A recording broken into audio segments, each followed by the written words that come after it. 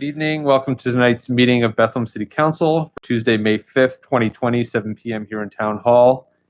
All please rise for the for Pledge of Allegiance. Thank you. Pledge allegiance to the flag of the United States of America and to the republic for which it stands, one nation, under God, indivisible, with liberty with liberty and justice for all. Thank you all. If the clerk would please call the roll. Mr. Callahan? Mr. Callahan, we're calling the roll. Present. Mr. Cologne? Present. Ms. Cramsey Smith? Present. Ms. Negron? Present. Mr. Reynolds? Present. Dr. Van Wert? Present. Mr. Waldron? Present. Seeking approval for the minutes for April 21st, 2020. There's no comments. The minutes stand approved. Moving to public comment. Obviously, public comment is evolving and changing a bit as we roll out with what is our new virtual meetings. So I worked with the clerk's office to make a few small changes about how we were going to do that. Instead of just opening up a free-for-all for people to call in, I asked for people to email in to the clerk's office to let them know that they would be having an opportunity to speak by kind of signing up ahead of time, much like we do with our physical sign-in sheets. So that people would email in the clerk's office by 2 p.m. today with their name, topic, address, as well as a phone number where I could call out to them. Essentially would be the same equivalent of me calling on them when they're in the room. And at this point, we didn't have anyone sign up ahead of time, but we will still allow public comment for anyone who wants to call in. So at this time, we'll move on to first public comment tonight on anyone who would like to talk about anything. And based on, we're getting one call, so I will answer here, Mr. Gallagher. Good evening, Bethlehem City Council. President Waldron, Ed Gallagher here, all ready to go? Yes, Mr. Gallagher, we can hear you loud and clear. Please move forward with your comments. Thank you. Thank you. Ed Gallagher, 49 West Greenwich. Tonight, I'm speaking for Sharon Brown. Sharon is doing Bethlehem Moment number 22, 1986. Sharon Brown is 234 East Yep Street. For years, I have been annoyed when individuals reference the history of African Americans in their presence at Bethlehem, and maybe innocently leave out the only individual of African descent to own a successful business and property on Main Street in historic downtown Bethlehem. In this Bethlehem moment, I want to talk about Steve Holloman Sr., who was the owner of Topsy Turvy, located at 528 Main Street. In fact, at one point, Steve was the proprietor of the gift shops at Hotel Bethlehem and the former Holiday Inn on 512. When Steve shares his story, he recalls riding through Bethlehem on a business trip from Philadelphia. He was enamored by the beautiful historic majesty of the city and thought this would be a good place to move and start a business. Steve began looking for a property in downtown Bethlehem to purchase and encountered roadblocks. Steve persisted and connected with a realtor who worked with him to find the current location he has now owned for the last 30 years. Steve recalls he met numerous setbacks by the city of Bethlehem and others who didn't want a black man to own a property that included rental apartments in downtown Bethlehem nor open a business. In 1986, Topsy Turvy was birthed and opened at 528 Main Street. Topsy Turvy was an eclectic gift shop, featured an array of gifts and artwork. You could find handcrafted jewelry, Moravian stars and leather game boards, vintage posters, Bethlehem t-shirts, hats, unique antiques and furniture, and so much more. A signature event for Steve was Music Fest. Every year he would have a booth in front of his store and sold his exclusive music-themed t-shirts. This was one of the most popular items that people sought to purchase. Each year, a new design was featured. In fact, to this day, you can spot a t-shirt that someone is wearing and know it was purchased at Topsy Turvy. Steve was known as the mayor of Main Street because of his outgoing personality and welcoming disposition.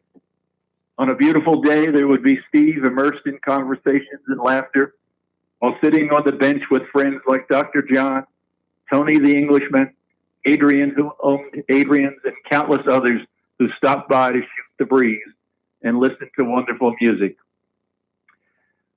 You might hear Frank Sinatra, Kev Mo, Carole King, Sting, Al Jarreau, Baccavian, Jimmy Lawrence, the late Bethlehem jazz singer, and so many others. In 2005, Steve had an epiphany to create the secret garden in the back of his building. He worked tirelessly to create a sacred space that exuded peace and love. The creation led to a beautiful garden and pond with a stage for entertainment. The secret garden became a popular venue on Friday evenings for one of the first drum circles in Bethlehem. This venue would also become a meditation spot for customers and people who work downtown. What made Steve successful was his spirit. No matter who you were, Steve made you feel special.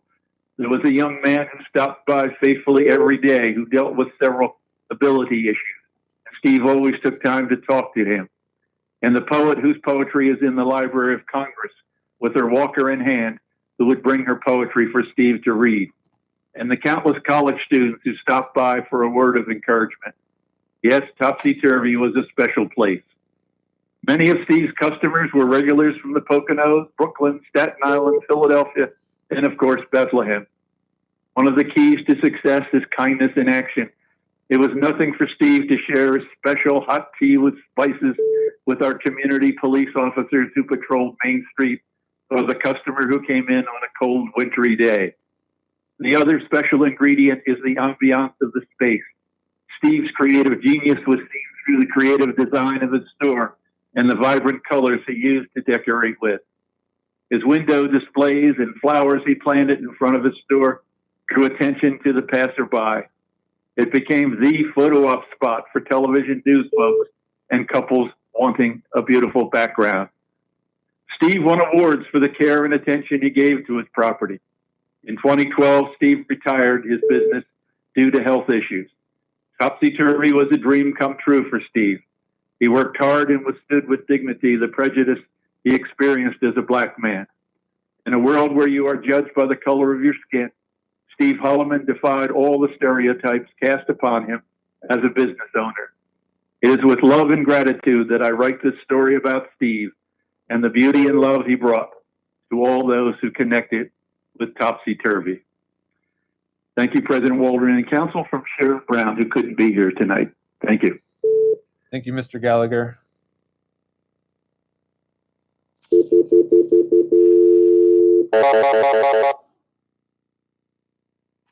Bethlehem City Council. Yeah, hi, it's Artie Caratola. How you doing? Good evening, Mr. Caratola. Am I on right now or am I waiting? You are on the meeting and you are being broadcast on YouTube. If Okay. you'd like to state your do I have name my and 5 minutes address. now, or do I have to wait? This would be a time for you to state your name and address and give your comments with a 5-minute time limit. Okay. Arthur Caratola, 813 Lawford Street, Bethlehem, Pennsylvania. And I'd like to speak upon how we can make our city even more safe than it is and productive again. One thing that should be done, people that are throwing masks and gloves on the ground, if this virus is that contagious, people walking on them or cats being left out could be bringing that virus into the house. Fines for littering should be tripled. Anybody throwing masks or gloves on the ground, they should definitely be cited. And no one should be permitted to let their cats go outside. I mean, that should not be. They can bring the virus, and now it's been known that animals are catching the virus too. Social distancing and masks and gloves should have to be worn in public and on all jobs, especially at all festivals and concerts, or heavy fines would be imposed.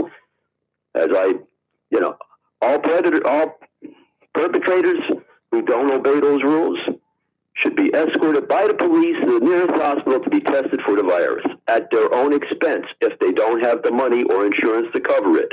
They will get locked up for vagrancy until someone bails them out. The cost for bail would be the cost of the test and the hospital visit, plus an extra $50 fine for vagrancy. A $300 fine should be imposed for breaking the health and safety rules that could be paid within 4 business days, or they get picked up, locked up in the county prison for 2 days. Now, the thing is, the animal thing situation has to be under control. We can't be letting our cats outside and have them, our children outside playing with masks and gloves that are on the ground that could be contaminated. That's got to be taken care of. In addition to all the things I said, all fast food and fried food places are non-essential jobs, so they should be closed until everyone else is permitted to go back to work. They all are weakening the immune system of the people, giving the virus more room to grow and keep our city non-productive. People can make their own nutritional meals if they would boil up some rice and beans for half an hour to 40 minutes. They can throw in some sauce or flavoring with some vegetables or meat and get rid of the rice and beans if they want. This would just take as much time, if not less, than ordering a pizza from any of the places that are out there, not to mention any names, or any fast food places, getting fried foods that's not good for you, and waiting for it to be made and delivered. People need to stop being lazy and do everything that they need to do to boost their immune systems, for not themselves, but for their family and everyone around them, especially their community. Everyone needs to do their part to do everything that they can to help their community be more safe, as well as keep our city safe. We need to be an example for other cities because our city is the Christmas city, named after the city that Christ our Savior was born into, Bethlehem. We need to be an example. It says it in the Bible. And stronger cities equal a greater USA. To boost their immune system, if they don't go to a health food store around here or someplace to pick up their stuff, they can get it cheaper by contacting Swanson's or Puritan Pride online. If they're smart and they wish to protect themselves from the virus or any germs, everybody needs to boost your immune system. Spend a little money. Order some nutritional supplements to keep yourself healthy and stop contributing to you and your family's poor health and weak immune systems by eating ungodly, crappy food like pizza and fried food. That's all I got to say. Have a good day and God bless, and stay safe and stay healthy. That's all I got to say. God bless. Thank you, Mr. Caratola.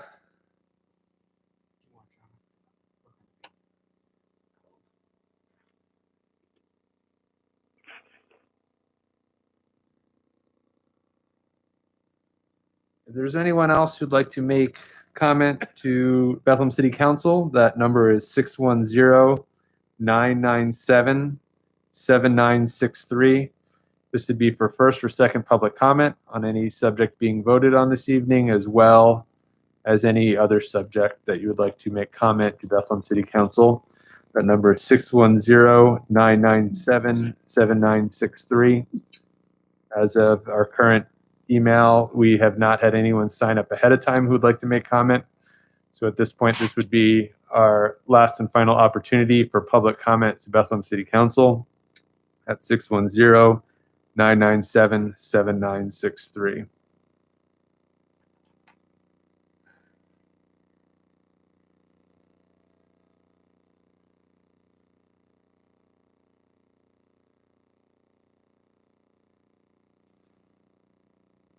Seeing no other callers, we will continue on with our agenda. Is there any old business from members of council? Moving to communications. Communications 6A. A memorandum from Edward Boscola, Director of Water and Sewer Resources, recommending a contract with Huey Engineering, Inc. for engineering services related to water treatment plant roof and structural evaluation. The term of the contract runs from the notice to proceed until September 30th, 2020. The cost is $14,700 and there are no renewals. Resolution 10B is on the agenda. Communications 6B. A memorandum from Mark Sivak, Director of Budget and Finance, recommending a contract with Charlene Donchez Mowers care of Historic Bethlehem Museum and Sites for consulting services related to obtaining a World Heritage designation for the city of Bethlehem. The terms of the contract is 1 year. The cost is $25,000 and there are no renewals. Resolution 10C is on the agenda. Communication 6C.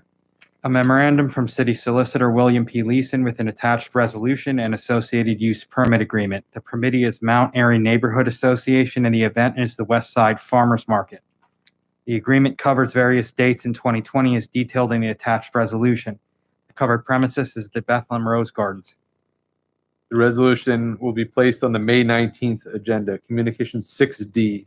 A memorandum from Matthew Deschler, Assistant City Solicitor, with an attached proposed resolution authorizing extension of time for payment of real estate taxes at a discounted rate and without penalty by dates specified in the resolution in connection with the COVID-19 emergency. Resolution 10D is on the agenda. Communication 6E. A memorandum from Michael Alcal, Director of Public Works, stating that a sidewalk vendor application has been submitted by Michael Hernandez of Easy Weenies 1 LLC for a sidewalk vending cart located at 15 West 4th Street with business hours 10 a.m. to 6 p.m. Monday through Saturday for a period of 1 year. A proposed resolution approving the application is attached to the memorandum. Resolution 10E is on the agenda. Communication 6F. A memorandum from Warren Aki, Fire Chief, requesting council to consider a resolution for the destruction of records from the fire department listed on an exhibit attached to the proposed resolution. The chief has reviewed the Municipal Records Retention Act and destruction of the records is permitted.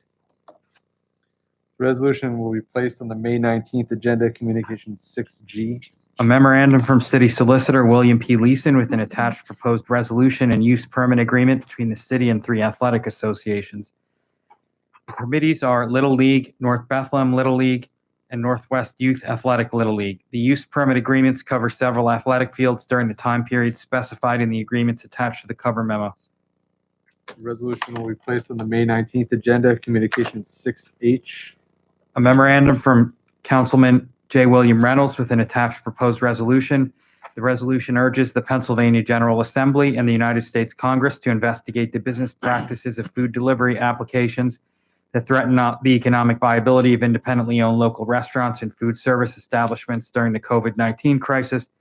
The resolution also encourages the mayor and his administration to investigate food delivery business practices and to consider potential regulatory measures to protect vulnerable food service establishments, their workers, and consumers. Resolution 10F is on the agenda. Reports. I have no reports this evening. Mr. Mayor? Thank you, Mr. President. I'm going to give a little bit of a summary of some things that happened over the last 2 weeks, and Mr. Evans will give an update on some of the financials. As of this evening, the city of Bethlehem's had 577 positive cases within the city limits and 19 deaths. You could get more additional data on the city's website. All employees have been supplied with 2 or 3 masks. Police, fire, and EMS have specific supplies. And again, Kristen Wenrich and Chief Novotny have done an outstanding job in getting supplies for the 600 people here at City Hall. City Hall and all the facilities have good levels of cleaning supplies and policies. The Chief Novotny is coordinating with the counties and our purchasing department to ensure that the supply chain for PPE and cleaning supplies remains strong. As of today, 1 city employee a few weeks ago did test positive, but I'm glad I'm happy to report that that person is back at work and is doing well. And I really want to again thank all the city employees for doing a great job, for their great attendance and during these challenging times. City workers, police, fire, EMS, and public work crews are almost at 100%, as most departments are in City Hall. I did open last weekend. The yard waste facility is open Monday through Saturday for drop-offs only, and masks are required. Recycling center remains closed until further notice. Construction has restarted on Memorial Pool. We do not have received a revised completion date from the contractors. The golf course opened on Friday, and the last 5 days have been very busy. They have cleaning supplies, and they are following the state and CDC guidelines. I will be making a decision on the pools and playgrounds probably right before Memorial Weekend, and that also includes the new memorial pole. We probably will, there's a very good chance we'll be getting some guidelines on poles from the governor's office. So we're hoping that there's some clarity before Memorial Day. Mr. Evans will be providing an update with regard to a number of personnel adjustments that we've made. Tax extensions were announced March 24th, and council has the resolution. I want to really thank Wind Creek for following up on their pledge. We appreciate the fact that they did make their quarterly payment. Other casinos did defer, but Wind Creek did make the $2 million host fee payment, and we certainly appreciate that. The Bethel Parking Authority starting to get back to normal on May 4th. They will continue to red bag meters for delivery and takeouts, street cleaning, parking enforcement, garages, meters, payments are basically back in existence. And 18 workers on the Parking Authority have been furloughed until further notice. We continue to work closely with Lehigh and Northampton County, St. Luke's and Lehigh Valley Hospital, the colleges, and New Bethany Ministries. New Bethany entered into an agreement with the Conference Suites for transitional housing for the homeless. And Lehigh and Northampton counties, and we're working obviously closely with both, reached an agreement with a motel in Lehigh County for homeless people that are test positive. And I know there was at least one person there last week. Regarding $300,000 for the Small Business Relief Fund, $300,000 was allocated for this first round. We expect to fund, hopefully next week, 150 companies at $2,000 each. We received 188 potentially eligible applications for businesses in the city. Each eligible application must provide evidence of benefiting the low to moderate income population based on geography, ownership, and employees. If a business can't qualify one of the above categories, we cannot grant them funds. If a business can't address delinquent taxes or correct business privilege license issues, we cannot qualify them. The goal is to have made contact with each applicant before the end of the day Friday regarding eligibility. We expect to close the application process at the 2-week mark, which is tomorrow. And we are considering a supplemental program using our CARES allocation. If we move forward, that could open up by the end of the month.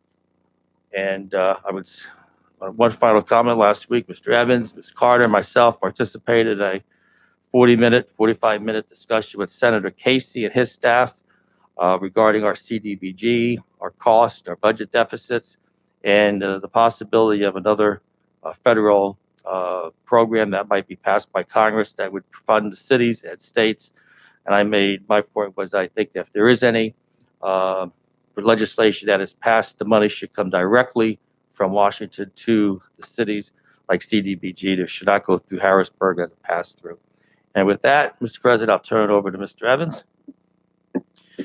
Thank you, Mayor Donchez, and thank you, Councilor, for allowing me to deliver the financial update to you. It's good to see all of you. You all look well. I was tuned in for the first time at the last meeting, watching live from home. First time I actually had the opportunity to do that. But I wanted to follow up on the April 9th memo that Mark Sivak and I submitted to council, and then pivot and talk a little bit about some of the things that we've done since that last report. In the April 9th report, we began by reviewing the most susceptible line items in our budget. Maybe not susceptible, but the largest or most impactful lines in our income statement. We start out by talking about real estate taxes, which makes up 36%, followed by EIT at 14%, the casino host fee at 12%. Collectively, they add up to 62% of our income for the year. The report on real estate taxes is that it is steady, and we have seen very little change, as we expected. We did mention in the memo that line item is particularly insulated against swings. We find that most people that have a mortgage, when we get the mail, it's going to come. Anyone that has a mortgage, their bank or credit company is carrying an escrow account, and that is mailed directly from that bank or financial company. And that's where the mail's coming from. So there's little impact of what's going on. Even when we put these, the mayor offered up the delays to the due dates, they still came in on a regular cycle. At this time, we find 80% of our real estate taxes have already been paid in full. We also find that a number of people that are on fixed income and may have been aware of it, that no longer maybe have a mortgage, that income, if it's through government such as Social Security, that has not been impacted by what's happening in this particular situation. And those items also came in, the direct payments, and a lot of checks came in. So at this time, 80% is fully paid. When you include those that have already started to pay their installments 1 and 2 have already passed. We're up over 90% and climbing of real estate has already been paid into the city. Earned income taxes is going to lag. That metric we'll find out. Certainly, the second quarter is where we'll see the hit, but that has not arrived yet. The first quarter was strong. It was moving. We know the economy was strong in the first 2 months of the year. And when this started to arrive in March, we were actually ahead of budget. So at the end of our first quarter, we didn't see any changes in this. We do expect to see it through April and into the second quarter. So we'll continue to keep a real close eye on earned income tax. And of course, we all know about how the casino did step up and pledge to make their payments, and we have already received that quarterly payment. So that is our third largest line item, and the fact that they pledge to continue that through this situation and gives us a great feeling. So those are the big ones. When you talk about the smaller items that may be more directly impacted, they make a lot less impact on our overall income statement. This was something like the amusement tax. Certainly, where there's going to be very little to no activity for some time, both at the event center and items across Arts Quest. The amusement tax, however, only makes up $475,000 or half of 1% of our entitled budget. So it's not going to be very impactful on our revenues. So although we do expect to really see what's going to happen in that second quarter, there will surely be a large drop. Economic reports vary widely in what the United States, and from there, what will roll down to both the state and local level, what we will see in the third and fourth quarter. So we do have time to see that unfold before we talk about what the budget is or what will be or what kind of impacts it will have for 2021. We will continue to run simulations or stress tests on our income statement, as speculative as it is. And, hesitate to lock on any particular simulation just because of the unknowns at this point. I think that everyone's facing with regard to the depth and the length of what the pandemic's doing to our economic activity here in the city. The items I want to talk about tonight was more on the expense side. We know that at the end of 2020, there will be a substantial reduction in revenues. And as such, administration has reviewed operations and opportunities extensively these past 6-7 weeks to cut expenses whenever the opportunities present themselves. And that's going to range from purchasing to projects to personnel to programming, and some of it that we had planned for the summer. Step number one is something that was mentioned in the April 9th previous memo. And that is we do plan to defer any capital projects and purchases that we had initially and traditionally would have brought forward to you this fall. Last year, the plan that was presented to City Council from the administration had $7 million in projects and purchases. Most of them are in public works. There are some other public safety items. We understand that this is infrastructure that we can't put it off indefinitely, but we do think from the fact that we invested last summer, we made the additional adjustment, the cash transfer to take on some of the much needed projects, that we can defer it this year as much as we want to keep up on those projects. That it would be the most prudent thing to do. So that $7 million in projects and purchases will be put off. And when the budget comes to in the fall, all those items that were planned for approval for 2021 bond issuance and spending will be put off until the following year. Since April 9th and throughout the month of April, a number of personnel adjustments were made. So I'm going to talk to you about a couple different ways we've been making adjustments to our staffing. First of all, the hiring freeze that was put in place back on April 1st is having an impact.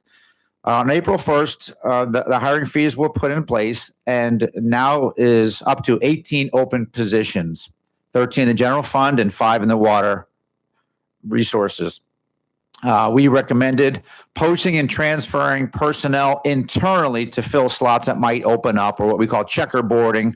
If someone might want a promotion and opened up to someone who may have retired or resigned or other, they may go ahead and take that position to continue to advance our initiatives. However, we're not going to backfill that position. That's something we have not done. Only in required situations will they be filled, and it's going to require the approval of the mayor to bring on anyone until further notice. The pay freeze is projected to save $150,000 by the end of this month, and that's the cumulative amount of all those dollars is as though if they were hired versus keeping them open, and over up to $250,000 through the end of the year. Now that $250,000 number assumes all those 18 positions would be hired and filled at the end of May, which is not going to happen. So I'll deliver this in memo form. I delivered Mark Sevak and I delivered this report to the mayor today and in advance of this meeting, and we'll put into writing so you'll be able to review and reflect, and we can further have these discussions at the next meeting. But the longer the positions are held, some will be able to held longer than others. Some are a little more pressing because it may result otherwise in overtime. So we have to balance, what the project doesn't get done, how long can be held off, does it result in overtime, and at what point do we need to fill some of these positions? But that's our hiring freeze. The next segment is closures. As the mayor mentioned, and most of you or all of you are aware, the compost center has been closed. It closed on March 24th to April 22nd when it was reopened, but does remain closed on Sundays, and that's to contain overtime expenses.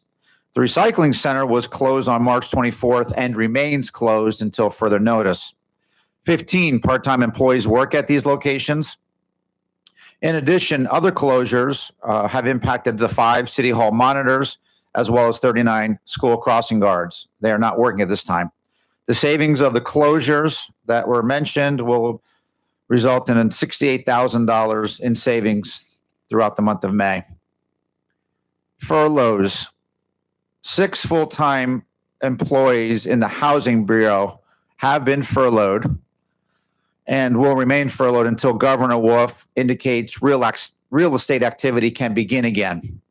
There is strong demand for these functions that these positions provide. So it is a plan that these positions will be recalled once real estate activity begins. We had some signs and some sense that activity may be brought on as early as this week. We have not seen any indication from the governor's office this week yet, but that is something. There is demand. A lot of people were ready to move in the houses or have the closing, and that line of inspections is waiting.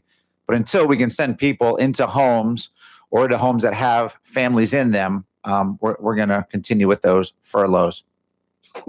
We move on to seasonal workers. The Public Works Department relies on seasonal hiring to provide support for their services. We see this in the budget book, usually under temporary help. They're not full-time, but they're brought on each and every summer. And the mayor is considering cutting seasonal help for different departments. That decision has not finally been made yet, but this would impact 6 grounds positions, 5 in streets, 2 in traffic, 1 in forestry, as well as 3 in water and sewer resources. By May 18th, as the mayor described in his report, the decision will be made on summer programming. The Recreation Bureau offers summer programming by staffing our playgrounds, and that's 18 positions, as well as positions on Sand Island, the tennis courts, and camp counseling. And that's the 10. So eliminating the season hires listed above would cut another $120,000. The halt of construction has likely pushed the opening of Memorial Pool to the end of 2020 or the beginning of 2021. A decision on opening the other 4 pools will be made by the mayor by May 18th. If the pools are closed for the summer, the savings would net approximately $128,000. The pools employ a staff of 77 in the summer. So the cumulative total of the personnel adjustments listed above would be 205 employees. The savings would reach $561,000 and likely be well beyond that, depending on the length of the hiring freeze. And that includes full-time, part-time, seasonal. It includes adults as well as youth. We do hire a lot of high school students, looking to make money for the summer, as well as college students to come back to Bethlehem for the summer. The third item what we're working on expense cuts is particular line items. The impact of the shutdown has lower demand for oil prices. They have fallen dramatically. The drop in price will certainly lower our gasoline expense. So, and this is one line item that would be positively impacted by what's happening out there in the global market. We do purchase a lot of gasoline, although usage is expected to remain relatively the same, as it's usually mostly by our first responders, police, fire, EMS, as well as public works that are still rolling. It is a price that will drop, and that we expect or project $200,000 in savings for the remainder of 2020 in our gasoline line items. The impact of the shutdown has also limited medical visits and procedures. As a result, at this moment, we are $600,000 below our budget in medical expense. And while some of that will be deferred expense that will be realized once activity resumes, these are maybe electrosurgery procedures that may eventually hit, we are still anticipating a significant reduction in this line item for the year. Fire, EMS, community development, and public works have identified $50,000 in overtime, training, and other line item cuts. Another $158,000 of additional opportunities for cost savings are currently under review. Collectively, the personnel as well as the line item decisions that I described in the report total about $1.6 million in expense cuts. And although some of them are not finalized yet, that's the report that we have at this time. Thank you. Thank you, Mr. Evans. That number 1.6 million, would that at this point does or does not include opening the pools? That would include everything mentioned. So the pools, again, if you open, when we say $120,000 net, as you know, in the budget, there's a revenue item of $140,000.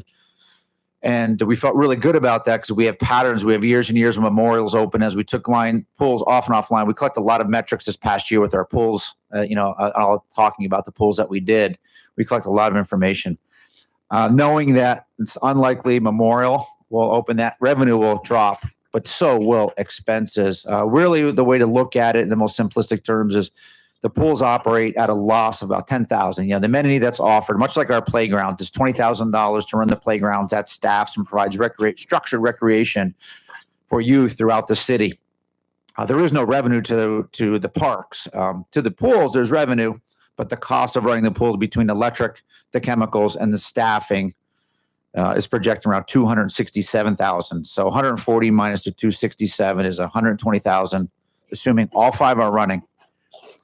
If we would open 3 pools, would be maybe a most likely scenario. If Memorial is not ready to go, at least in the beginning, certainly won't be ready to go after a 7-week layoff. I was out there this afternoon, or late this morning, early this afternoon. I made a site visit. They are up and running. Machines are running, but it's still weeks and weeks away. The slowdown that was shut down for 7 weeks doesn't get turned right back on. So some of their supply chain, like everything else in this economy, has been broken, but they are active. The windows are being put in. So as you drive by, you'll see a lot of activity, but it will not be ready for most of the summer. We can safely say that. I think that if we opened Stark in the Northeast, Yosco for the South, and a Clearview maybe for the West Side would be a scenario that there would be, it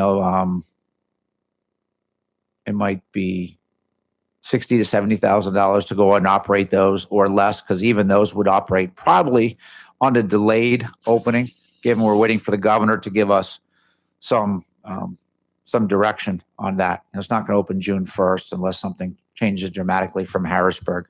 So we want to follow their guidelines and their safety procedures and see what the instructions are.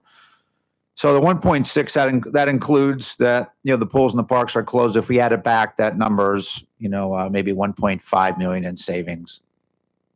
Understood. Okay. And obviously, a lot of this has to do with getting the green light from Harrisburg as far as opening up on the decision which pools and other resources within the city should be opened. But at the same time, there's the bigger question, will people come? Mm-hmm.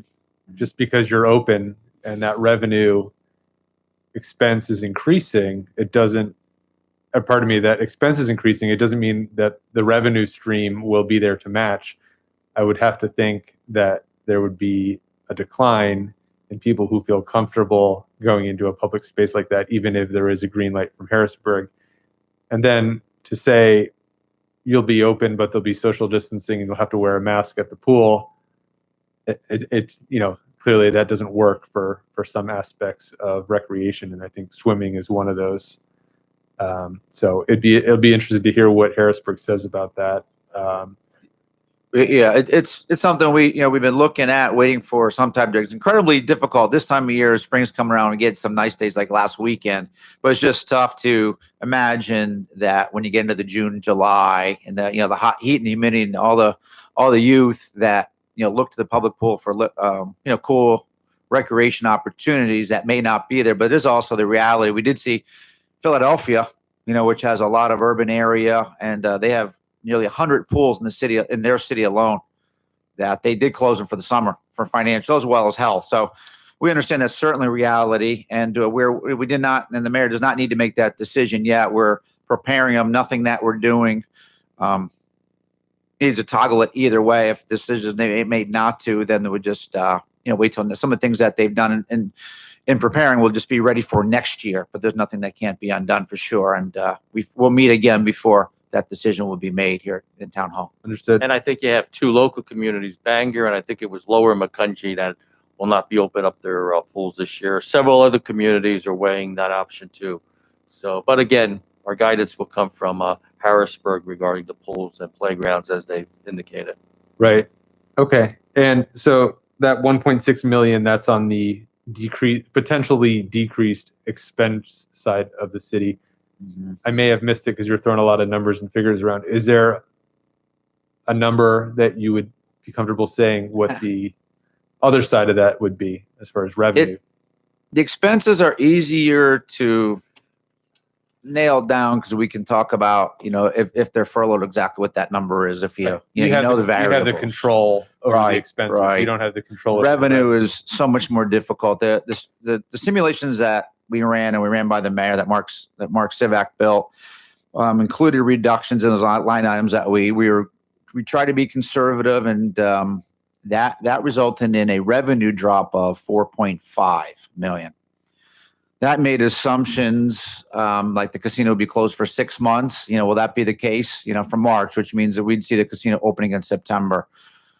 Every month is closed based on the new projections, even though we're receiving the host fee, it's an incremental difference of $150,000 a month. So those are kind of decisions that we plugged in, but it's just so speculative. I hate to talk too much about it, but just to give you something, the 4.5 drop in revenue, 1.5 expenses would result in a $3 million deficit.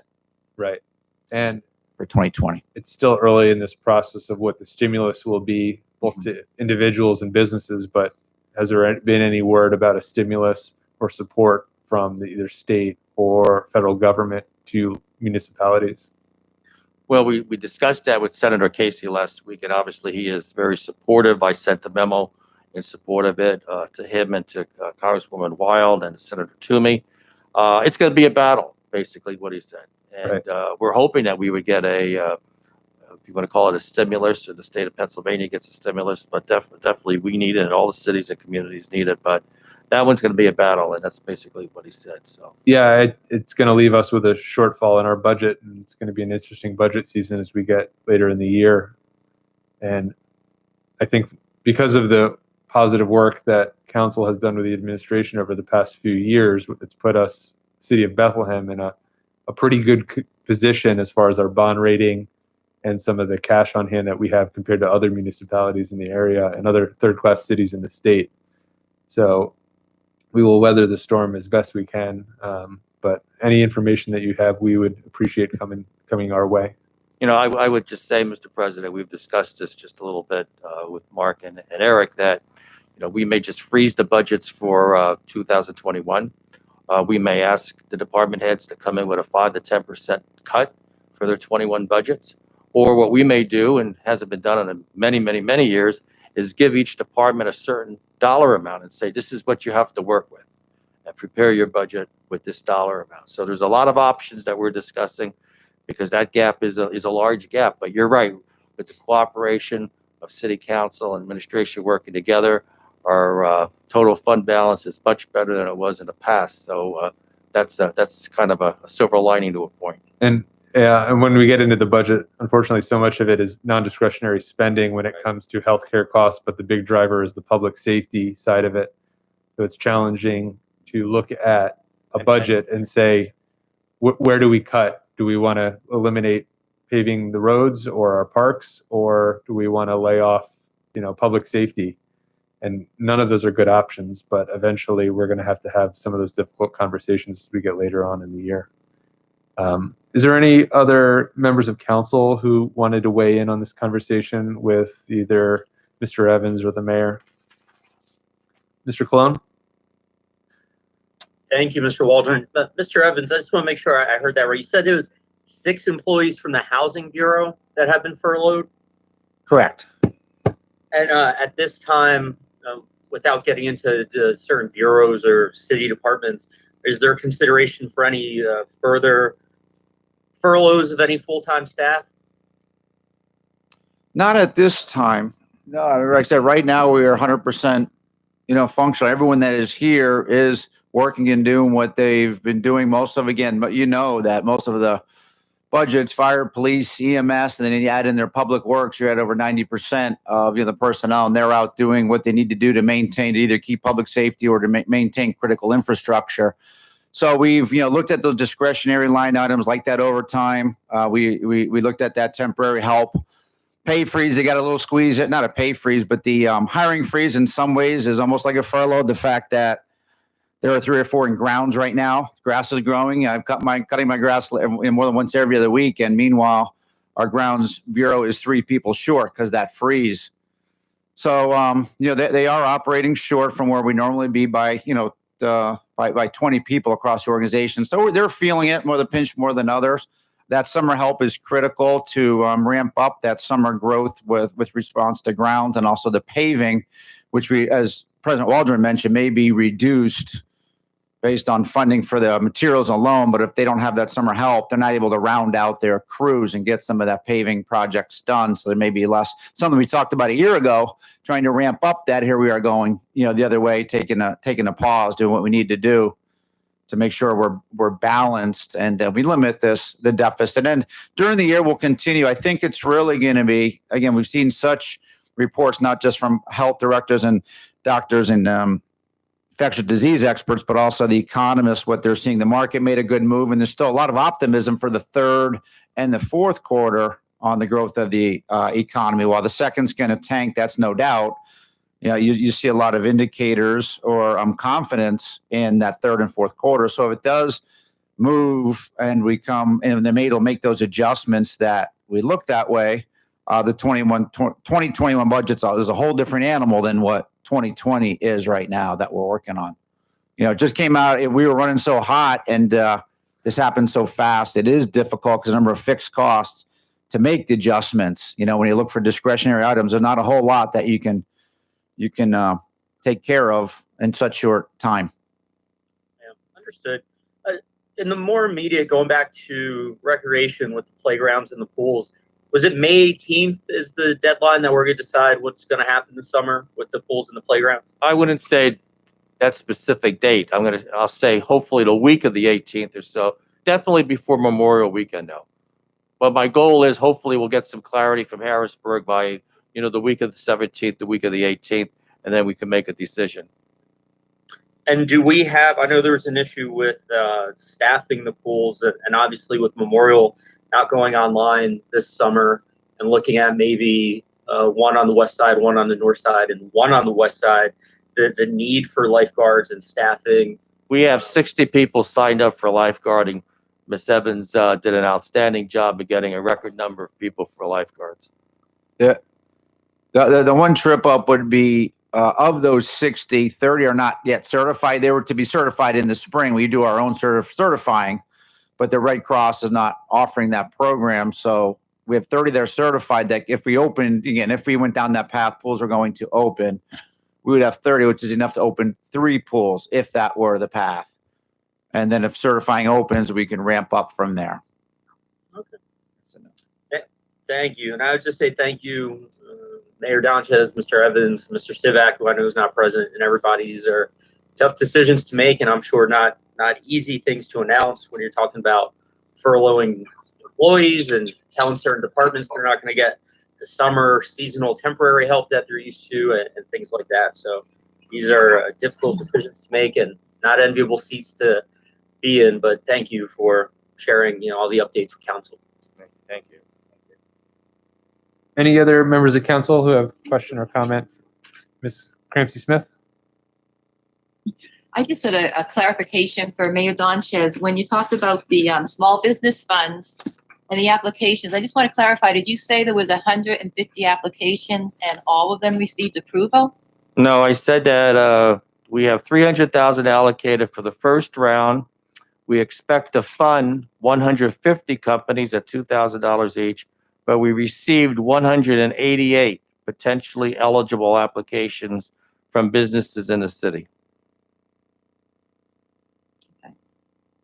And for the ones that didn't receive the funds, was it a matter of their eligibility, or was it a matter of the funds were? No one already?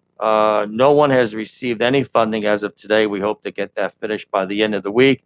There were 3 criteria: the geography, the ownership, and the number of employees, and whether they were tax delinquent, and what, if they lived, what district the zoning district was, and if they also paid their business privilege. So there was some criteria set up by CDBG.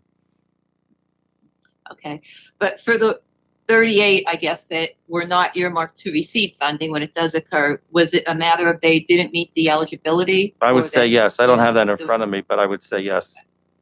Okay, all right, thank you. And thanks again, everyone, for everything you're doing in these difficult times. Thank you. Thank you, Ms. Cramsey Smith. Anyone else?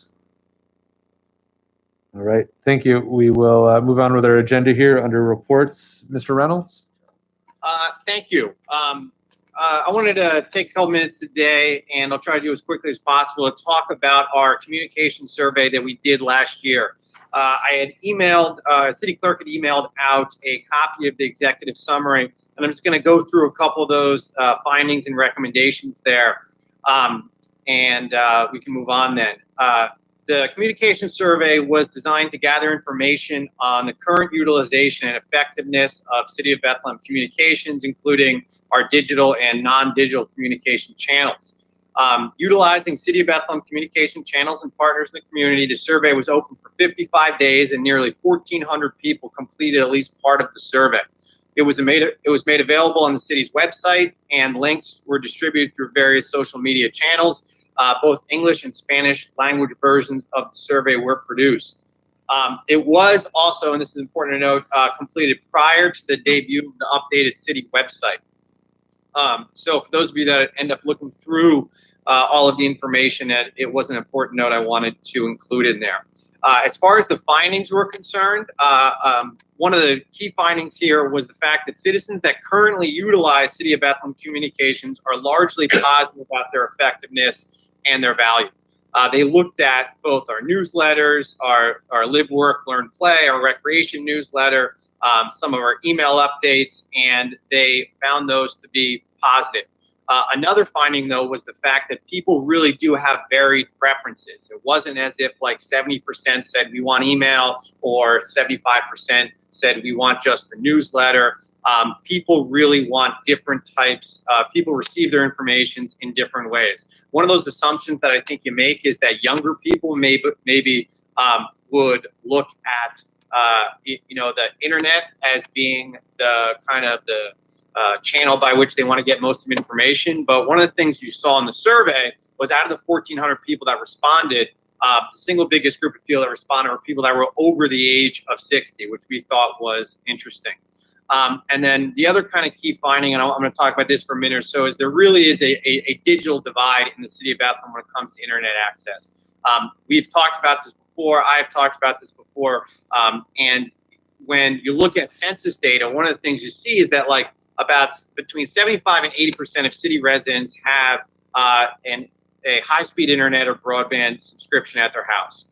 At the same time, 25% of city residents speak a language other than English at home.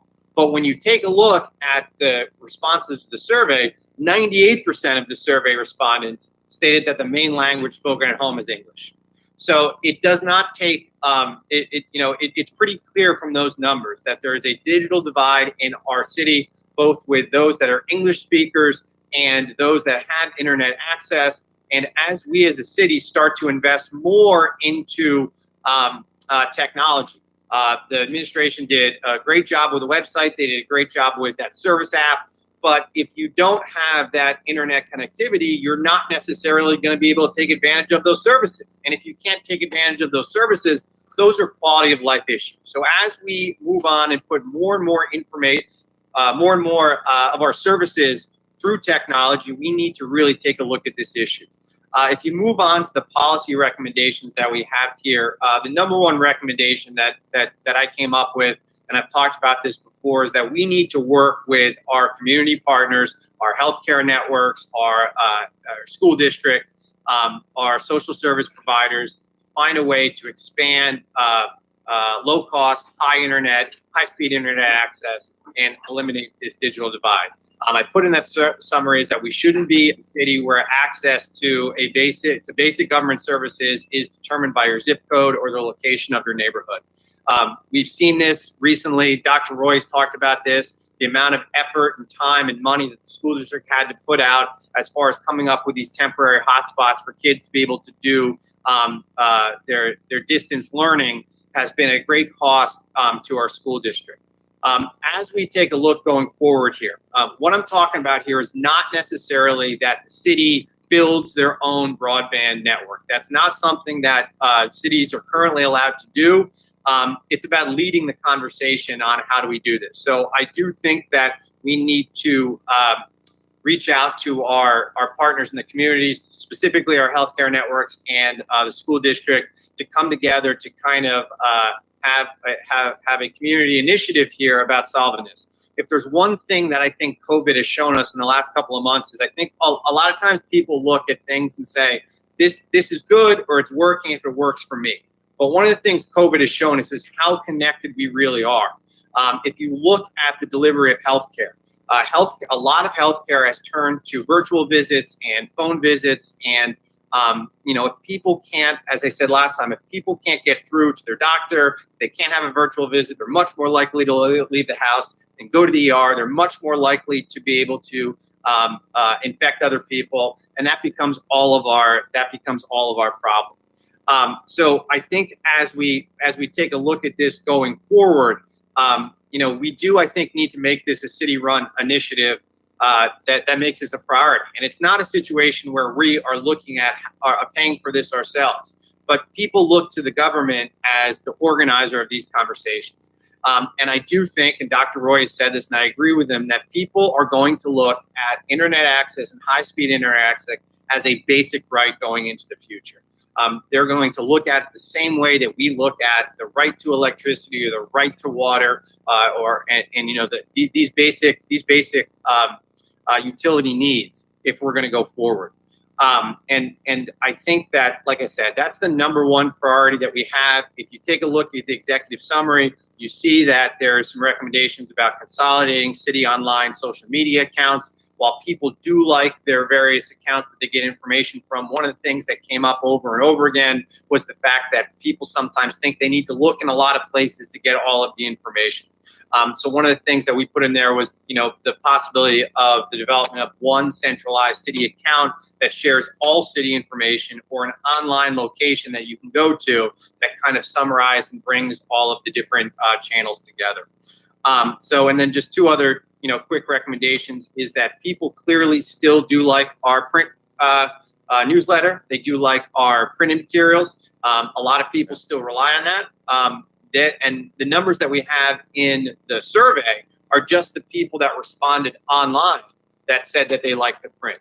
People that don't even necessarily use the internet, or people that rely on the print, they're not going to probably read about the survey and then go online to fill out a survey about how much they like the print version. That's probably not going to happen.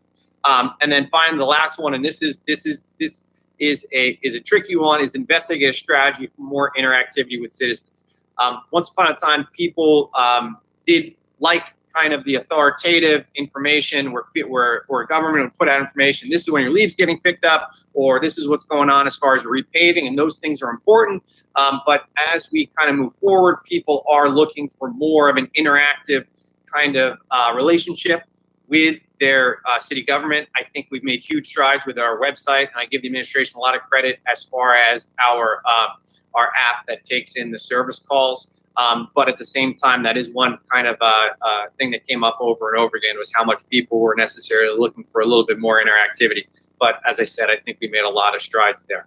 So that kind of sums up all of the findings and also the recommendations. And as far as the initiative to kind of work on this issue of broadband, I know we are busy in City Hall. I'm, obviously willing to help, to volunteer, to organize this initiative.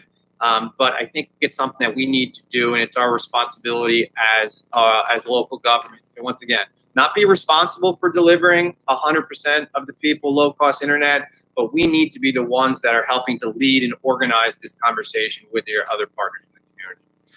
So at that point, I will sum it up, and I will certainly take any questions if we have any from any members of council or the administration. Thank you, Mr. Reynolds. Appreciate the update. I know a lot of work and thought, not only by yourself, but as well as the clerk's office and other folks, went into putting that together, and then using that data to unroll in a useful way is ultimately the goal there. Is there any other thoughts or questions from members of council on that? Member, anything from the administration to add? All right.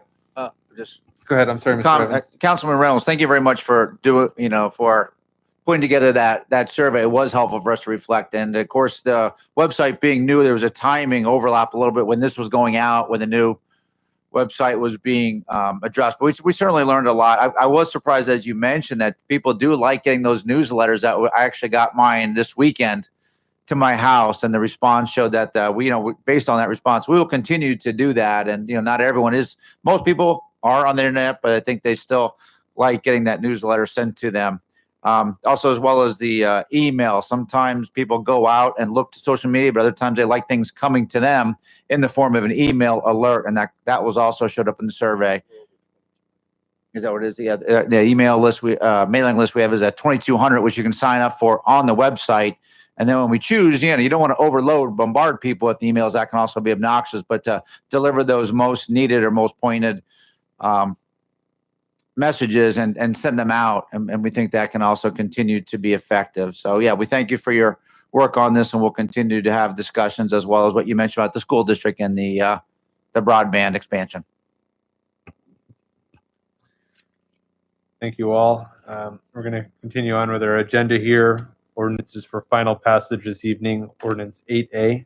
An ordinance of the City of Bethlehem, Counties of Lehigh and Northampton, Commonwealth of Pennsylvania, amending the 2020 General Fund. Bill 9, 2020 is sponsored by Mr. Callahan and Mr. Waldron. Discussion? Clerk, please call the roll. Mr. Ramsey Smith? Ms. Ramsey Smith? She's muted right now.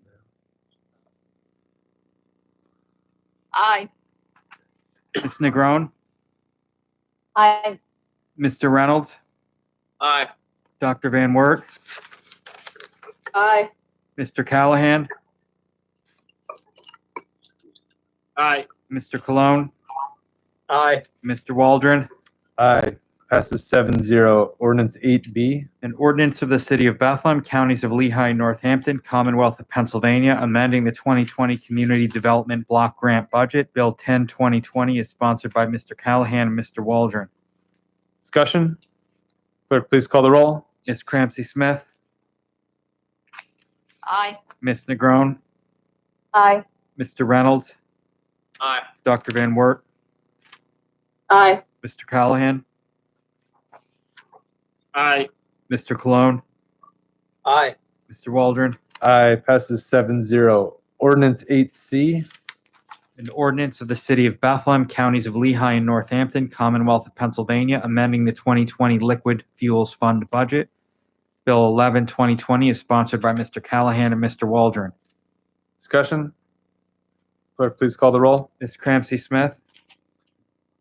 Aye. Ms. Negron, Aye. Mr. Reynolds, Aye. Dr. Van Wert, Aye. Mr. Callahan,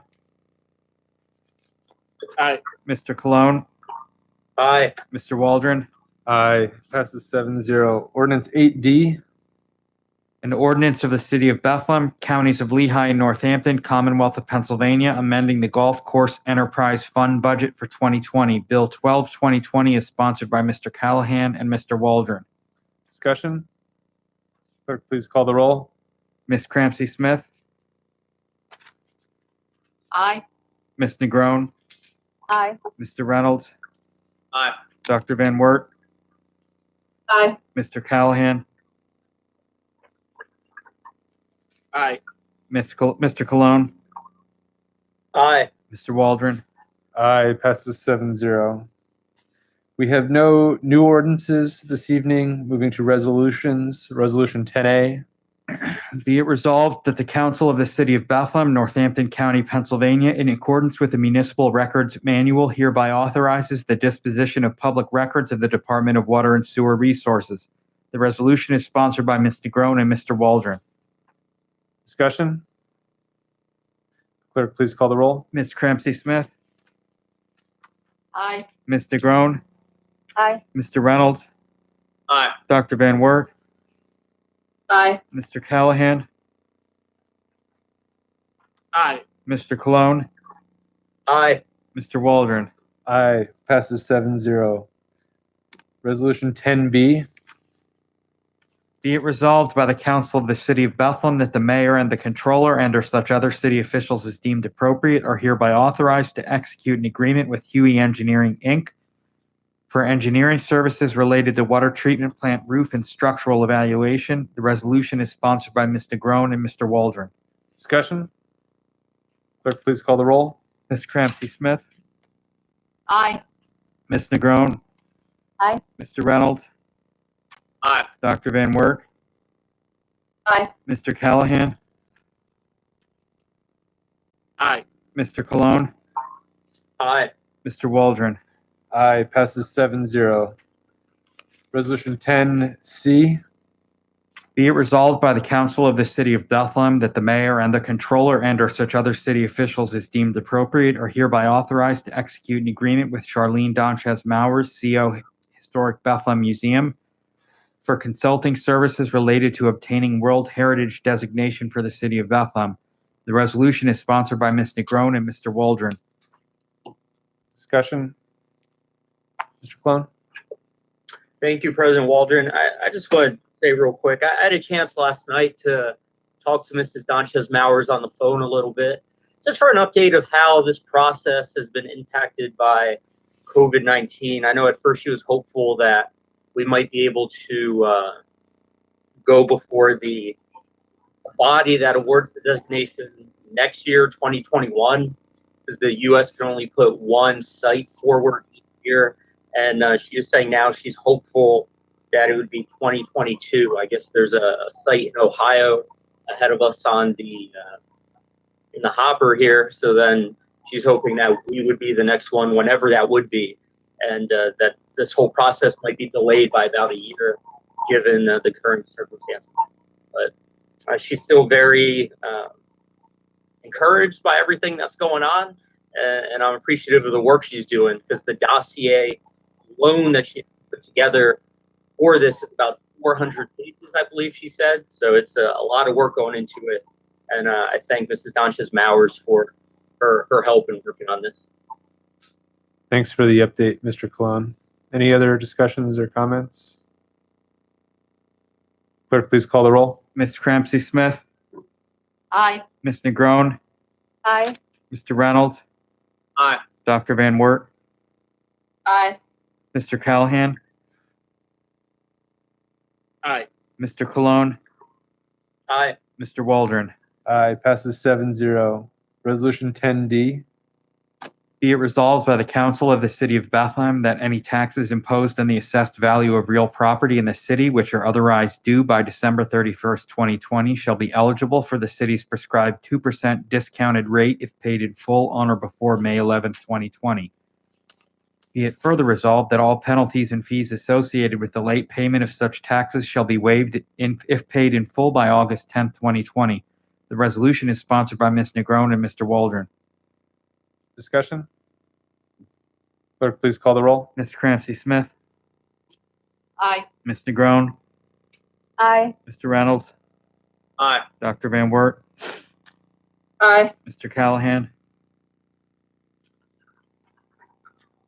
Aye. Mr. Cologne, Aye. Mr. Waldron, Aye, passes 7-0. Resolution 10E, be it resolved by the Council of the City of Bethlehem that a sidewalk vendor approval is hereby granted for Easy Weenies 1 LLC to operate at 15 West 4th Street from 10 a.m. to 6 p.m. Monday through Saturday during the period running 1 year from the license issuance date. The resolution is sponsored by Ms. Negron and Mr. Waldron. discussion?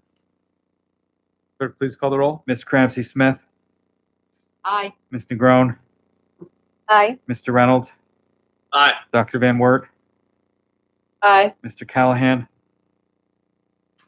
Aye. Mr. Cologne, Aye. Mr. Waldron. Aye, passes 7-0. Resolution 10F, Be it resolved that the City Council of the City of Bethlehem urges the Pennsylvania General Assembly and the United States Congress to investigate the business practices of food delivery apps that threaten the economic survival of independently owned local restaurants and food service establishments and their workers during the unprecedented national health and economic crises caused by the COVID-19 pandemic. Be it further resolved that the City Council of the City of Bethlehem strongly encourages the mayor and his administration to investigate the current food delivery app business practices in the City of Bethlehem and consider potential regulatory measures to protect these establishments and their workers, and to investigate the feasibility and advisability of establishing a licensing system to ensure that these food deliveries apps comply with any applicable local, state, and federal laws designed to protect vulnerable food service establishments, their workers, and consumers from harmful and opaque business practices. The resolution is sponsored by Mr. Reynolds and Ms. Negron. Mr. Reynolds? Yeah, so this started when I had gotten a couple of phone calls and a couple of different restaurants reached out. And I think I, like a lot of people, were not particularly familiar with the third-party app business and kind of how it worked. But obviously now with people unable to go into restaurants, a lot of restaurants relying on either curbside pickup or delivery, I looked at kind of what other cities were doing about this, because these third-party apps, and it's a tough it's difficult to read these stories about these restaurants and what they're kind of being forced to do if they want to be able to stay on this platform that they feel they need to be a part of. And I looked at what other cities were doing to kind of take a look at this issue, and they kind of broke into both short-term actions and longer-term actions. Some cities like San Francisco were using the fact that the city was under an emergency order, and the mayor came out with an executive action that said that, you know, third-party food apps are not allowed to charge more than a certain commission, or they have to make sure you do A, B, and C. The problem there with those short-term actions is as far as the enforcement, it really basically came down to restaurants being able to take these third-party apps to court, which doesn't really do a lot in the short term for this problem.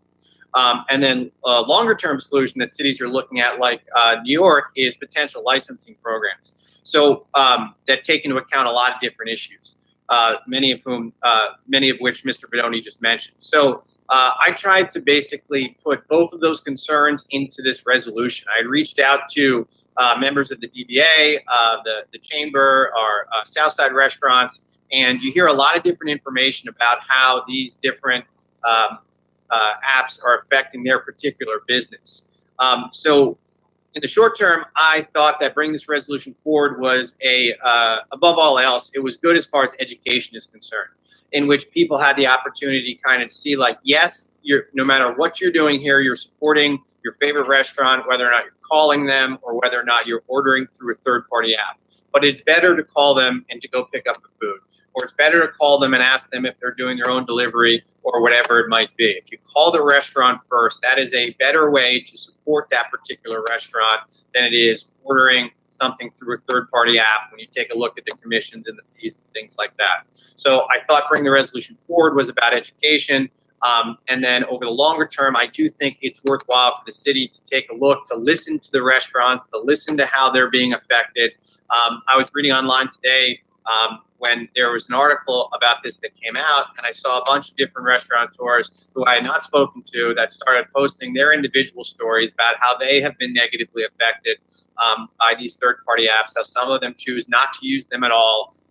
And, you know, it was really, to me, kind of an eye-opening experience when you hear these individual stories about what's going on. And I think that, you know, we should take into account that input from our restaurant community, and then we should, you know, see if a licensing program works and would be effective in, you know, helping to support our independently owned small restaurant community. So that's kind of what I was looking at with the resolution, and I certainly can answer any questions.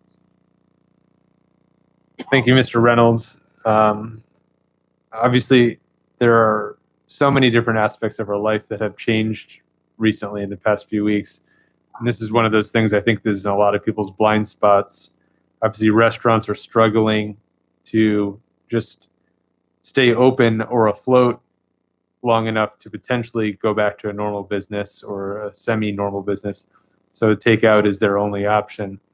And then this problem of losing maybe most or some of their profit margin to a third-party delivery app is something that frankly wasn't really in my purview that I was looking at. In my own home, whenever we get takeout, I'll usually just go down and pick it up myself. So it's not something that I was personally familiar with as far as using those applications, but I know it's becoming more and more popular in our new climate that we're living in. So I think this is a good thing to at least start a conversation publicly and allow people to be a little bit more considerate about where they're voting with their dollars as far as what they're supporting and what kind of businesses they want to see prosper. Not only the businesses in our two downtowns, but you know, any business throughout our community, whether it's not just in Bethlehem but throughout the Lehigh Valley. So I think this is a good first step to start a conversation with the administration. I know that you had reached out to Ms. Carner, had a conversation with her about maybe what some next steps are. And I also know that there was some newspaper articles written about this, which is also going to be very helpful to just bring to light and make people pause a little bit to think about how they can best support their businesses, some of their favorite businesses in doing takeout. So I think this is a great first step in this resolution. Is there any other members of council who have any thoughts or questions? Yeah, I'll turn back to you first, Mr. Reynolds, if you wanted to follow up on that. And then Yeah, I just wanted to say too, is that like, this is going to be an issue that's going to affect our restaurant community beyond the end of the public health restrictions that we currently are under. Yeah. Because even once we change our change into, you know, the green zone or whatever it's being called by Governor Wolf, and we move on, chances are that we are, as Mr. Evans talks about before, is like there's some uncertainty about the future economic situation of our community. But at the same time, it's not as if people, as soon as they're able to leave their house, are suddenly going to be like, okay, I'm 100% going to have the confidence to go back to living the way I was beforehand. So this is an issue now on May 5th, but it's also potentially an issue going forward for a long period of time, depending on how long our economic recovery is, and also what I call our confidence recovery. Because it's going to take a while for people necessarily, I think, to, you know, some people will feel comfortable, but I think at the same time, you know, this is an issue as far as, you know, when can people necessarily get back to that level of comfort they were at before eating in busy restaurants. So that was another kind of reason here. Thank you. Thank you. Mr. Callahan, I know you wanted to weigh in on that. Go ahead. Thank you. I agree with both of you.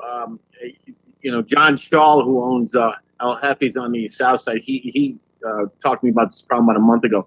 He also sent a letter to the mayor of Boston. So I don't know what where they are, you know, in pushing an ordinance through there, but maybe Ms. Carner or the mayor can also call up there, you know, and see what they're. I think Mr. Reynolds had mentioned that San Francisco's looking into something, but you know, maybe we can find out what some other cities are doing and if it's possible to put it, or if it's legal to put a cap on it. But from what I've been told from some restaurant owners, it's eating in the 30% to 35% of their of their profit margins, which is just astronomical, and it's really not sustainable for them. So I'm totally in support of this tonight.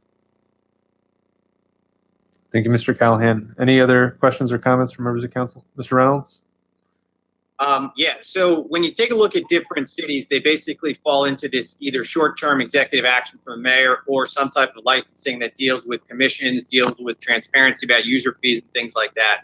The challenge becomes about obviously enforcement, and you don't want to just turn these restaurants out to say, okay, you feel as if they violated this, it's a civil complaint, and people are on their own to take it to court. So the idea of a potential licensing program is if, currently, and this is probably a surprise to people too, is that if you have a business and you pay business privilege tax, these third-party food apps do not pay the business privilege tax. The people that pay the business privilege tax are actually the drivers because they're thought of as independent contractors. So since these third-party apps don't have to go through the business privilege tax situation, it becomes that much more difficult to regulate them unless there's a license. Not completely different than what we have talked about in with home sharing in the past. So, I mean, it is a conscious decision that these third-party food apps go through to try to limit the amount of regulation that cities are able to have that, obviously to them is a benefit, but to restaurants, it's not. So the idea of putting together a license, to follow up on Mr. Callahan's comment, is that if you investigate the ways that these are affecting the different restaurants, and you come up with a licensing program, one of the things you're able to do then theoretically is withhold the license or revoke the license if they don't necessarily do A, B, C, and D.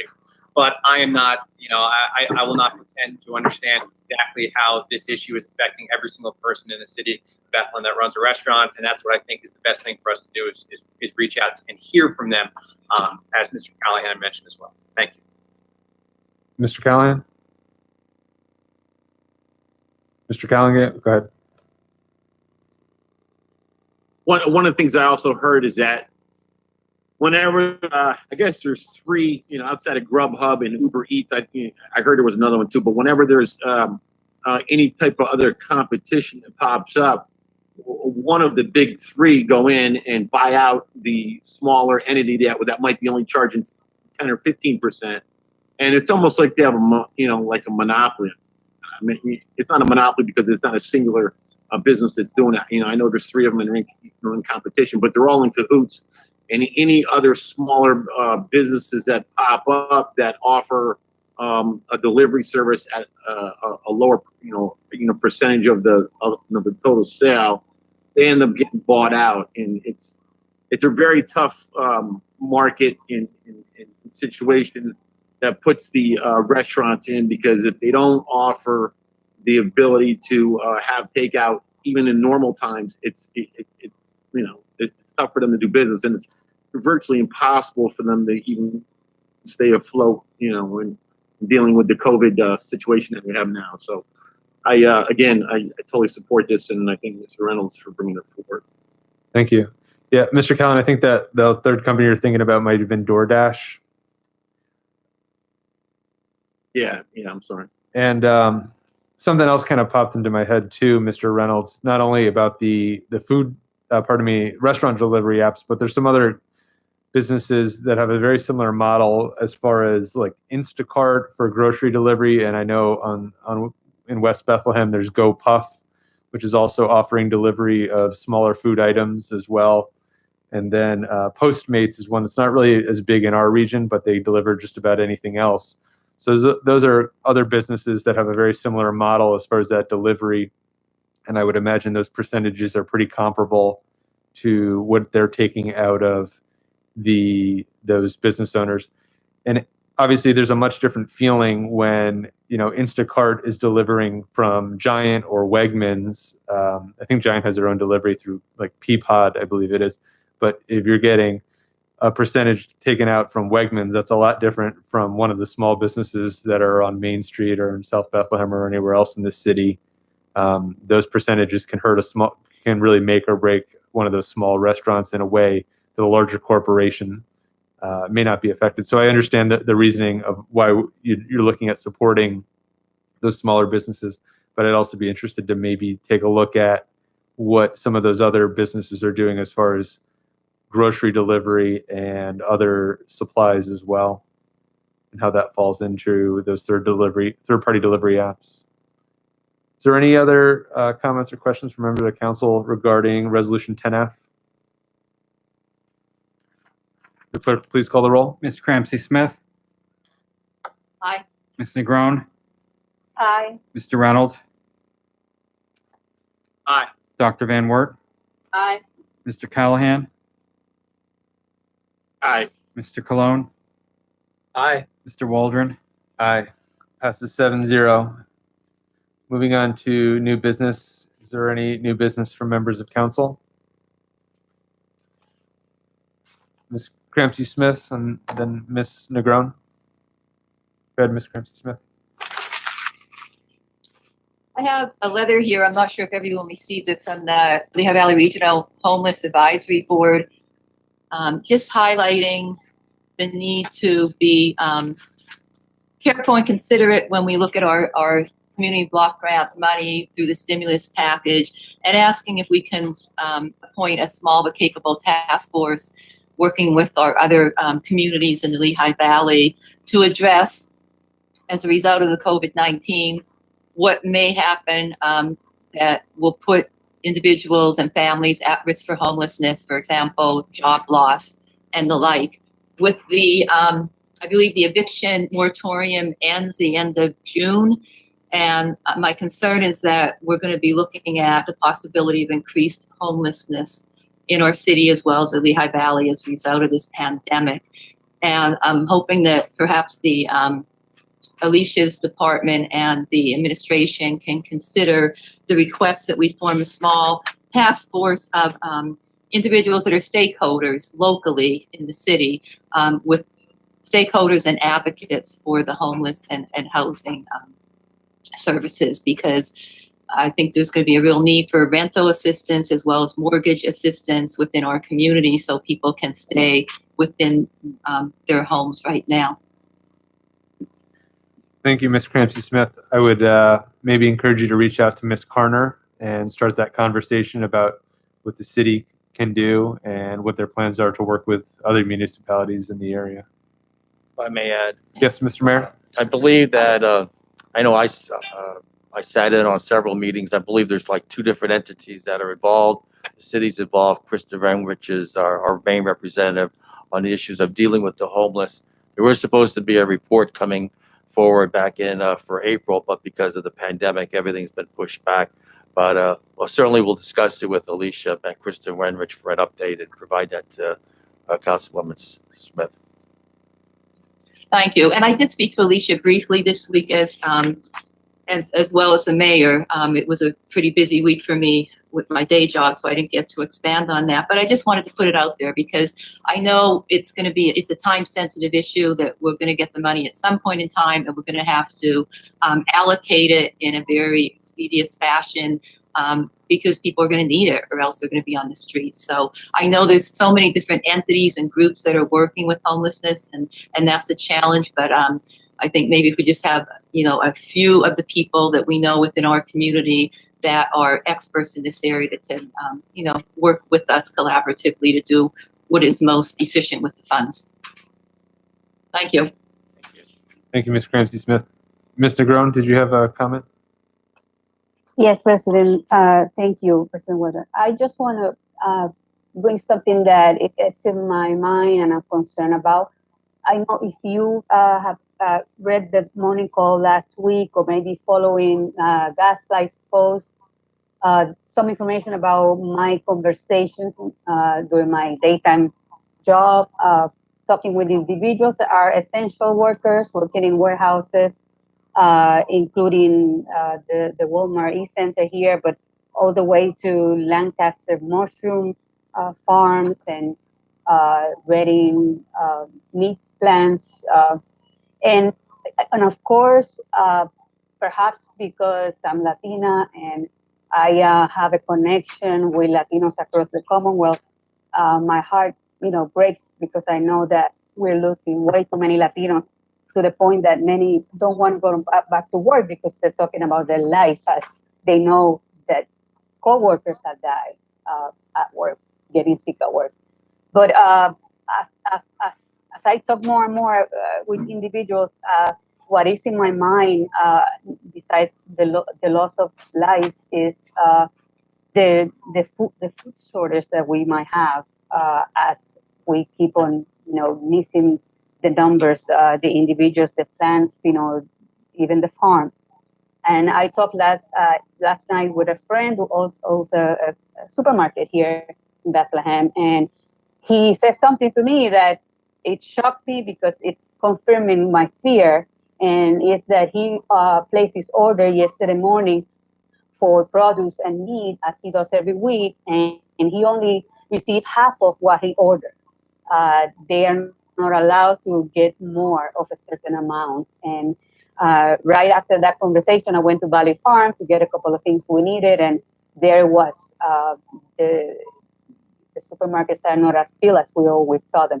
So I am really concerned, and I am saying this because I am also glad that the city was moved fast at the time that allowed it to support the West Side Farmers Market.